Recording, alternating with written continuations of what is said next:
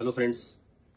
सो आज हम बात करेंगे जो नए इनकम टैक्स रूल्स के हिसाब से टीडीएस डिपॉजिट करने के लिए प्रोविजंस है, जो कि जिसका ड्यू डेट अभी आ रहा है 7 मई। तो अभी हम अप्रैल में जो भी टैक्स हमारा डिडक्ट हुआ है उसको हम मई 7 या उसके पहले डिपॉजिट करना होता है। उसके लिए नए इनकम टैक्स रूल्स में क्या प्रोविजन है और वो फॉर्म कैसे भरा जाएगा, आज हम उसके ऊपर बात करेंगे। जो लॉगिन प्रोसेस है, जैसे आप क्लाइंट का लॉगिन करते हैं, क्लाइंट के साथ आप लॉगिन करेंगे, उसके बाद आपको वहां पे दो आइकन दिखेंगे, जिसमें एक में इनकम टैक्स एक्ट 2025 होगा और एक में इनकम टैक्स एक्ट 1961 होगा।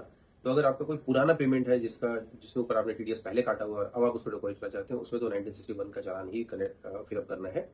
जो डिडक्ट आपने टीडीएस का अप्रैल में किया है उसके लिए हमें अभी जो फाइल करना है, हम उसके लिए 2025 को सेलेक्ट करेंगे। तो जैसे आप 2025 को सेलेक्ट करेंगे, फिर आप कंटिन्यू करेंगे तो न्यू पेमेंट का ऑप्शन आएगा। न्यू पेमेंट के ऑप्शन पे जब आप जाएंगे तो आप टैक्स ईयर वहां पे लिखा होगा, टैक्स ईयर सेलेक्ट करेंगे तो टीडीएस टीसीएस का कॉलम आएगा, उसको प्रोसीड कीजिए। इस बार जो चेंज है, जो पहले था वो थोड़ा सिमिलर है, जैसे कि अदर देन कंपनी और कंपनी डिडक्टी। तो यहाँ पे आप डालते हैं प्लस, यहीं पे आपसे पूछ रहा है कि जो डिडक्टी है वो रेसिडेंट है या नॉन रेसिडेंट है। ये पहले नहीं था। तो चूंकि आप इसमें जब पेमेंट कर रहे हैं तो आपको ये देखना है कि आप रेसिडेंट का पेमेंट कर रहे हैं या नॉन रेसिडेंट का कर रहे हैं। आप उसके अगर आपने रेसिडेंट सेलेक्ट किया फिर आप कंटिन्यू करेंगे तो उसके बाद एक ड्रॉप डाउन खुलेगा कि आपको कौन से हेड में टैक्स डिपॉजिट करना है। ये सेक्शन जो पहले थे 194C, 194J, 194 वो वाले अभी नहीं है। तो अभी सेक्शंस चेंज हो गए हैं, उसके हिसाब से आपको करेक्ट कोड सेलेक्ट करना है। तो हर एक ट्रांजैक्शन के लिए, हर एक लाइन आइटम के लिए कोड दिया गया है। वो कोड का रेफरेंस आपको आप चाहे तो उसका एक्सेल शीट भी रेडी कर सकते हैं, जैसे कि प्रोफेशनल्स के लिए 1027 है, रेंट के लिए जो पहले 194 आई था उसके लिए 1009 है, 194C का जो कॉन्ट्रैक्ट था पहले अब वो 1024 है। और तो ऐसे ही आपको थोड़ा कोड सेलेक्ट करके रखिए सो दैट कि आपको इजी हो फिलअप करने में। और उसके बाद जब आप पेमेंट करने जाएंगे तो आपने समझिए कोई भी कोड सेलेक्ट किया है, वहीं पे आपको बोलेगा कि आपका टैक्स अमाउंट कितना है। सो आपने जो भी टैक्स अमाउंट डाल दिया। उसके बाद अगर आपका दूसरे आइटम में समझिए 194, समझिए पहले आपने एक प्रोफेशनल का सेलेक्ट किया, तो पहले क्या होता था, हम प्रोफेशनल का सेलेक्ट करते थे, फिर हम उसको पेमेंट करते थे पूरा, फिर हम कॉन्ट्रैक्टर के लिए सेलेक्ट करते थे, उसको पेमेंट करते थे, फिर हम डिविडेंड के लिए सेलेक्ट करते थे, उसको पेमेंट करते थे।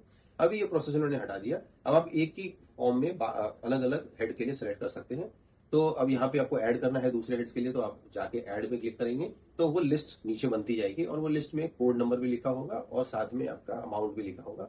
सरचार्ज एजुकेशन से, सिंस ये डोमेस्टिक पेमेंट के लिए, तो सरचार्ज एजुकेशन से अलग से कुछ नहीं आएगा। उसके बाद इंटरेस्ट की बात आएगी।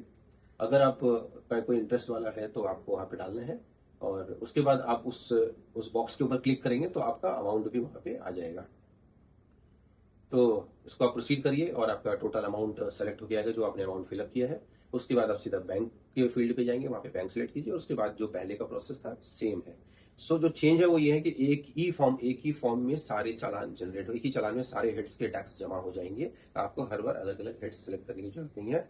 जो इंपॉर्टेंट चीज है वो ये है कि आपको कोड नंबर का ध्यान रखना है।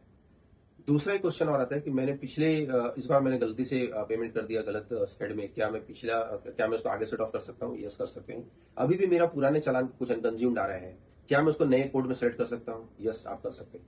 सो अगर आपने कोई अनकंज्यूम चालान है पुराने सेक्शन में और आप नए सेक्शन में फिलअप कर रहे हैं, तो भी आपका जो टैक्स डिपॉजिट है और अनकंज्यूम्ड है उसका कोई लॉस नहीं होगा, उसको आप फ्यूचर में सेट ऑफ कर सकते हैं। Thank you so much.